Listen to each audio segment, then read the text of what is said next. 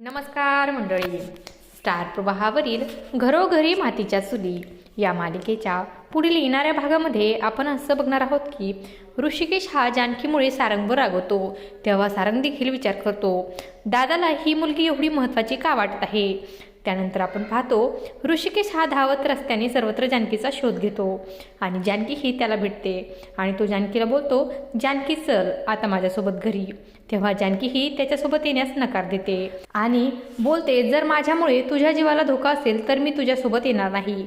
आणि तरी देखील जानकीला तो विनंती करू लागतो. इकडे आपण पाहतो सुमित्रा ही देवाकडे प्रार्थना करत असते, देवा आता माझ्या ऋषिकेशच्या जीवनामध्ये आणखीन त्या मुलीमुळे किंवा दुसऱ्या कोणाहीमुळे कसलेही संकट येऊ देऊ नकोस. त्यानंतर आपण पाहतो नाना हे सुमित्राला आणि सारंगला समोर उभे करतात आणि विचारतात, ऋषिकेशच्या खोलीमध्ये जी मुलगी राहते तिचा त्या मुलीचा आणि ऋषिकेशचा काय संबंध आहे. आणि तेव्हा सारंग आणि सुमित्र दोघेही अवाक होऊन एकमेकांकडे पाहू लागतात आणि सुमित्र हा नानांना म्हणतो की नाना तुम्हाला त्या मुलीबद्दल कसं समजलं. आता पुढे येणाऱ्या भागामध्ये नाना हे ऋषिकेशला त्या मुलीला म्हणजेच जानकीला घरामध्ये घेऊन येण्याची परवानगी देणार का हे पाहणं अतिशय रंजक ठरणार आहे.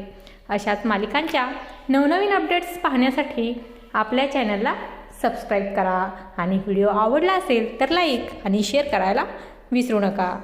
धन्यवाद.